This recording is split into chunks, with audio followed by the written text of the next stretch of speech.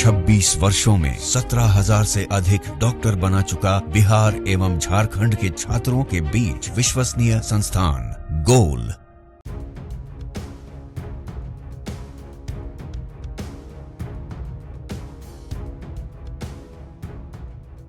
बिहार में इन दिनों गंगा नदी अपने बाढ़ से तबाही मचाए हुए है और स्थिति है कि अब बड़े स्तर पर रेल परिचालन पर भी गंगा नदी के बाढ़ का असर पड़ा है। पटना भागलपुर रेलखंड पर रेल यातायात पूरी तरीके से बाधित हो चुका है और स्थिति है कि एक साथ दर्जनों ट्रेनों का परिचालन रद्द करने, रोकने, आंशिक रूप से परिवर्तित करने या फिर उनके मार्ग परिवर्तन को लेकर के आज पूर्व मध्य रेलवे ने बड़ी घोषणा की है। दरअसल अगर आप भी रेल यात्रा करके पटना और भागलपुर के बीच सफ़र करना चाहते हैं तो आज ऐसे में अपने यात्रा के पहले तमाम चीज़ों को देख लें कि कहीं आपकी यात्रा बाधित तो नहीं हो रही है। दरअसल जो गंगा नदी और उसकी सहायक नदियां हैं वह बिहार में लगातार खतरे के निशान को पार करके बह रही हैं और इस कारण आज इस रविवार को पटना भागलपुर रेलखंड पर रेल यातायात बाधित हो गया है। पूर्व मध्य रेलवे ने रविवार को बताया कि इस रूट पर 4 ट्रेनों को रद्द कर दिया गया है, वहीं 12 ट्रेनें परिवर्तित मार्ग से चलाई जा रही हैं। साथ ही 4 ट्रेनें आंशिक समापन या प्रारंभ होगी। दरअसल हम आपको बताएं कि जमालपुर भागलपुर रेलखंड के सुल्तानगंज और रतनपुर स्टेशनों के मध्य बाढ़ का पानी रेलवे ट्रैक पर चढ़ गया है, जिस कारण से शनिवार की रात करीब 11:15 बजे से ही रेल परिचालन पर असर पड़ा है। अब इस कारण से रविवार यानी कि 22 सितंबर को खुलने वाली गाड़ी संख्या 1:33:33 और 1:33:34 Patna Dumka express, Saraigarh Deoghar Saraigarh passenger, Jamalpur Kiul Jamalpur MEMU passenger और भागलपुर दानापुर भागलपुर इंटरसिटी एक्सप्रेस को रद्द कर दिया गया है।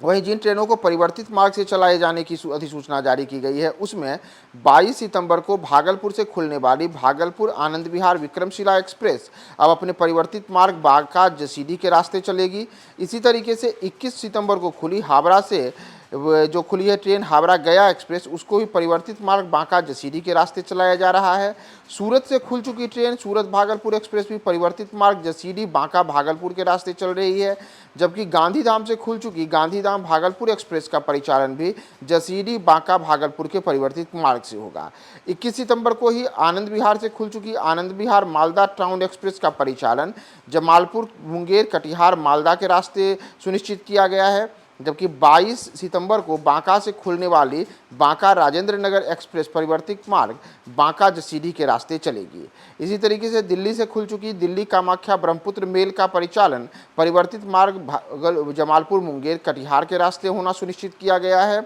और गोड्डा से खुलने वाली गोड्डा लोकमान्य तिलक एक्सप्रेस का परिचालन भी अब परिवर्तित मार्ग दुमका जसीडीह के रास्ते होगा। जिन अन्य ट्रेनों का मार्ग परिवर्तन किया गया है उसमें रांची भागलपुर से खुलने वाली रांची भागलपुर परीक्षा स्पेशल ट्रेन को भी परिवर्तित मार्ग से चलाया जा रहा है, जबकि हावड़ा गया एक्सप्रेस जो कि 22 सितंबर को गया से खुलने वाली थी, इस गया हावड़ा एक्सप्रेस का भी परिवर्तित मार्ग क्यूल झाझा आसनसोल है, जबकि मालदा टाउन से खुलने वाली मालदा टाउन नई दिल्ली एक्सप्रेसल का परिचालन कटिहार बनौडी दिनकर ग्राम सिमरिया के रास्ते होगा और अजमेर से 21 सितंबर को खुली अजमेर भागलपुर एक्सप्रेस का परिवर्तित परिचालन मार्ग अब क्यूल झाझा जसीडीह के रास्ते होगा।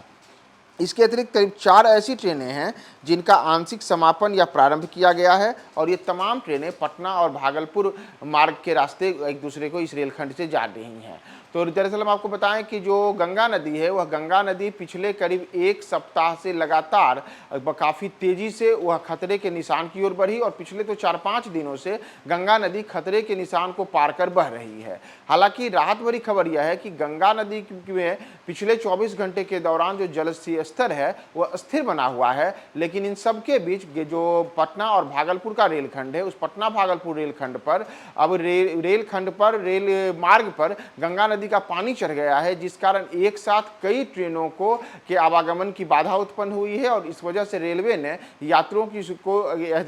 सुविधा के लिए उनको किसी प्रकार का नुकसान नहीं हो, खतरा नहीं हो, इन तमाम चीज़ों को के कारण अब इस रूट की कई ट्रेनों को रद्द किया है या फिर परिवर्तित मार्ग से चलाया है। तो अगर आप भी भागलपुर और पटना या फिर पटना भागलपुर रेलखंड पर सफर करने वाले हैं तो उसके पहले देख लें कहीं आपकी भी ट्रेन बाधित न हो।